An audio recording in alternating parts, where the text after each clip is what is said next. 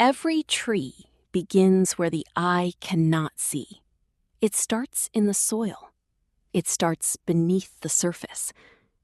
Before the trunk grows, before the leaves appear, before any fruit is born, there is a silent and vital underground world, the roots.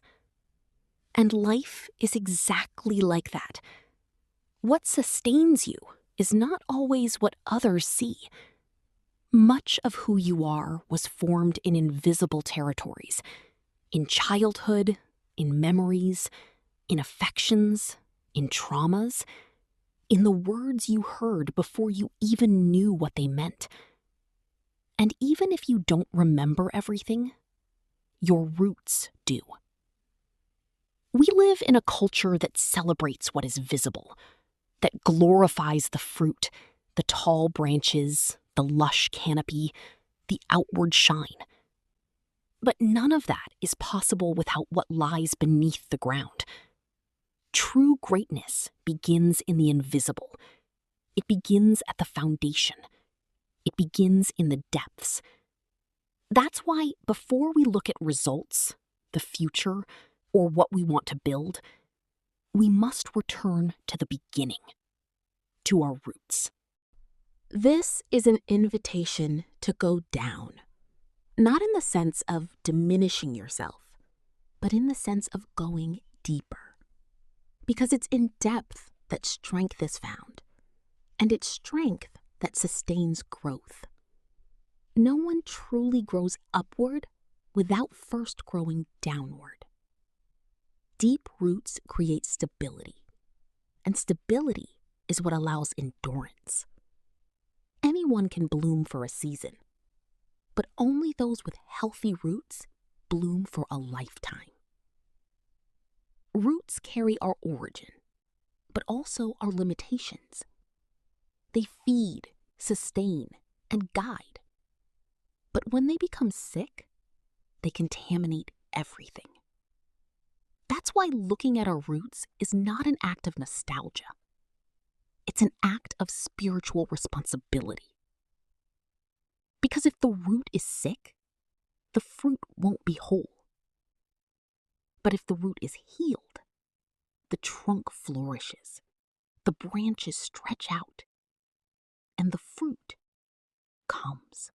Many of us are trying to live in the present and build the future with roots that were never healed, roots that were poorly formed, planted in soil of rejection, abandonment, fear, excessive pressure, or emotional silence. This isn't about blaming, it's about perceiving, discerning. Because what is not recognized cannot be healed, and what is not healed contaminates. Roots also speak of old alliances, silent vows we made with ourselves, with others, with ideas, and with pain. I'll never trust again. I'll always need to prove myself. No one is really there for me. These phrases become roots, and with time, they bear fruit. A bitter fruit often. And we don't understand where it comes from. But it comes from there, from below, from what was planted but never treated. In bonsai cultivation, caring for the roots is almost a secret art. No one sees it, no one photographs it, no one posts about it, but it is there, where eyes cannot reach, that true life is decided. It's in the underground of the soul that the real processes are defined. In the silence of the root, God is at work. He is not in a hurry. He is not impressed by leaves. He cares about depth. Looking at your roots also means revisiting your story. What did you hear while growing up? What kind of love did you receive? What kind of image of God were you taught? What kind of relationship have you built with yourself? Your roots are filled with those memories, some nourishing, others toxic. And each of them silently influences how you live, love, work, pray, and dream. When we look at the Fibonacci sequence, we see that everything starts small, simple, almost imperceptible. A point, then another, one added to the previous. A cycle is formed. A spiral begins to take shape. And that spiral is in everything, in leaves, in shells, in galaxies, and in our choices too. The way you grow, even emotionally and spiritually, follows this rhythm. Growth that honors order, proportion, cycles. And it all begins with the roots. Healthy roots are not perfect. They are processed. They are seen. They are surrendered to God. Maybe you have a complicated family history, a memory of rejection, a repetitive emotional pattern. None of that defines you, but all of it must be brought before the gardener, because he is the only one capable of treating the deepest layers of the soul. Looking at our roots is about honoring the starting point, but it's also about discerning what can continue and what needs to be cut. Not every root is good. Some only hold you where you no longer belong. Others are so shallow they can't hold you when the winds blow, and the winds always come. There comes a time in life when it's no longer about growing more, it's about growing better. And that requires reevaluating what sustains you. Root pruning is a delicate process. It takes time. It takes care. But it's necessary.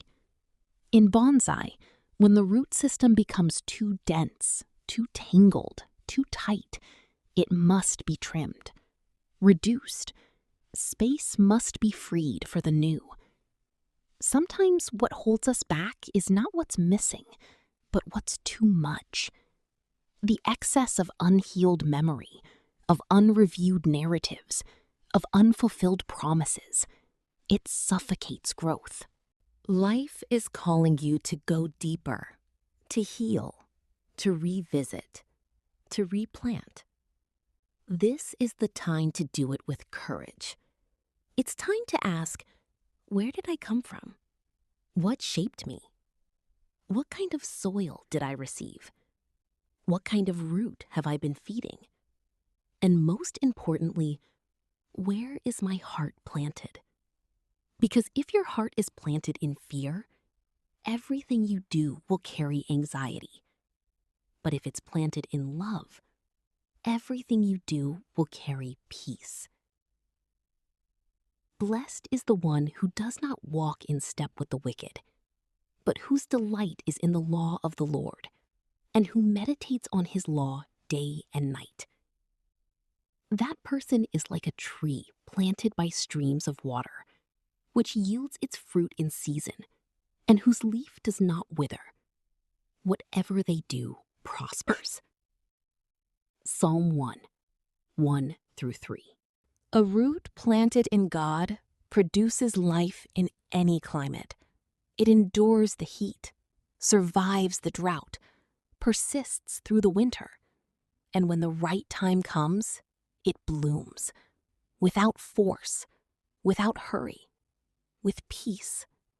It doesn't need to prove anything to anyone. It knows where it comes from, and because it knows where it comes from, it knows where it's going. In the next chapters, we'll continue this journey, but none of it will make sense unless you choose here and now to care for what sustains you, because you are what sustains you, and only those who first go deep can truly grow tall.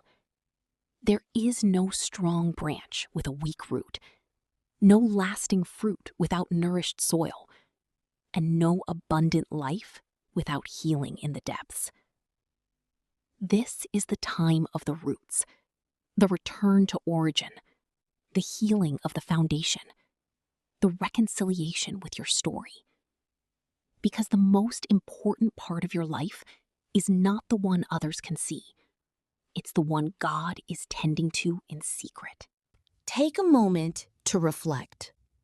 What did these words awaken within you? If this message touched your heart, subscribe to the channel and join us on this journey. And remember, what receives care grows. See you in the next chapter.